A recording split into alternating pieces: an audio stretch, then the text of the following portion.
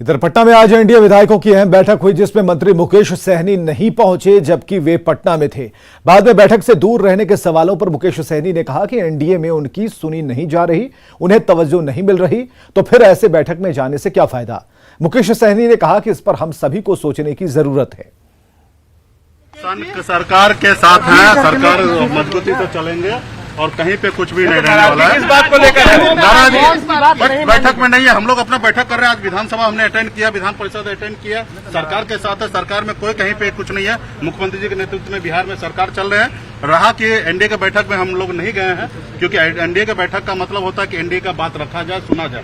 तो इसके लिए माननीय मुख्यमंत्री जी या भारतीय जनता पार्टी या मांझी जी, हम सबको मिलकर सोचने की आवश्यकता है कि अगर एनडीए है तो एनडीए में एनडीए का विधायक का, एनडीए का नेता का बात रखा जाए, सुना जाए और उस हिसाब से सरकार चले।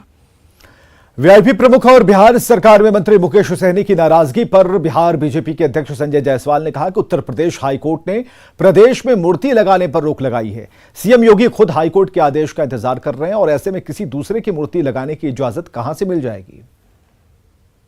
उत्तर प्रदेश में हाईकोर्ट ने यह कानून बनाया था कि किसी की भी मूर्ति उत्तर प्रदेश में स्थापित नहीं होगी। खुद माननीय योगी जी ने कोर्ट से यह अनुरोध किया है कि हमें बड़े विद्वान लोगों की मूर्तियों को स्थापित करने की आज्ञा दी जाए, और अभी तक मुख्यमंत्री जी को यह परमिशन नहीं मिला है, तो दूसरे किसी को कैसे यह आज्ञा मिल सकती। इधर एनडीए में तवज्जो नहीं मिलने के मंत्री मुकेश सहनी के बयान पर जेडीयू एमएलसी संजय सिंह ने सफाई दी। संजय सिंह ने कहा कि सबको बराबर सम्मान मिल रहा है, अगर किसी बात को लेकर उनकी नाराजगी है तो आपस में बैठकर सुलझा लिया जाएगा। अरे सरकार में उनको तवज्जो मिलता है, मिल बैठ के बात हम लोग कर लेंगे। हम लोग ऐसा तवज्जो नहीं मिलता है सरकार में, नहीं एनडीए में तवज्जो मिलता है, उनका कोई कष्ट होगा उनको दूर कर लिया जाएगा। पंचायती राज मंत्री और बीजेपी नेता सम्राट चौधरी के अकेले चुनाव लड़ने के बयान पर जेडीयू ने सम्राट चौधरी पर हमला बोला। एमएलसी संजय सिंह ने सम्राट चौधरी को नसीहत देते हुए कहा कि वे इस तरह का बयान देने से पहले अपने शीर्ष नेतृत्व से बात कर लें। सरकार में रहते हुए ऐसे बयानों से बचना चाहिए। जहां तक सम्राट चौधरी ने कहा कि मैं अकेले 2025 में चुनाव में सरकार बना लेंगे, तो मैं सम्राट चौधरी जी को कहना चाहता हूं कि 2015 में भी लड़े थे। क्या स्थिति हुई थी सबको मालूम है, मीडिया से लेकर जनता तक को मालूम है। लेकिन सम्राट चौधरी से मैं निवेदन प्रार्थना करना चाहता हूं कि शीर्ष नेतृत्व से पहले बात कर लेना चाहिए। नीतीश कुमार जी राजनीति के वो धरोहर व्यक्ति हैं, और भारत के राजनीति के इतिहास में नीतीश कुमार जी क्या हैसियत है, इनके शीर्ष नेतृत्व को मालूम। और इधर बीजेपी के प्रदेश अध्यक्ष संजय जायसवाल ने सफाई दी और कहा कि सम्राट चौधरी पंचायती राज मंत्री हैं। उन्होंने पंचायत चुनाव को लेकर ये बातें कही हैं, क्योंकि पंचायत चुनाव अकेले ही लड़ा जाता है।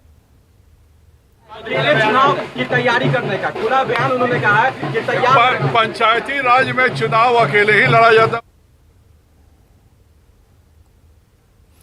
झंझारपुर सांसद रामप्रीत मंडल ने बांध टूटने की घटना को दैवीय प्रकोप बताया। सांसद के इस बयान पर आरजेडी ने सवाल खड़े कर दिए। आरजेडी का कहना है कि लापरवाही अधिकारियों और ठेकेदारों को बचाने के लिए सांसद ने इस तरह का बयान दिया, और बताएं कि निर्मली सिकरहट्टा सुरक्षा बांध टूट गया था, जिससे हजारों एकड़ में लगी फसल बर्बाद हो गई थी, बड़ी आबादी प्रभावित हुई थी।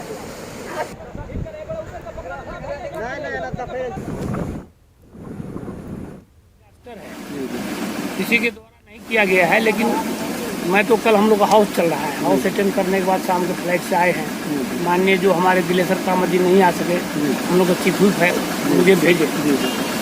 तो देखिए काम तो वार लेवल में चल रहा है, वार फुट में चल रहा है, और सारे लोग इंजीनियर सब खुद लगे हुए। यही है, पब्लिक में थोड़ा आक्रोश है।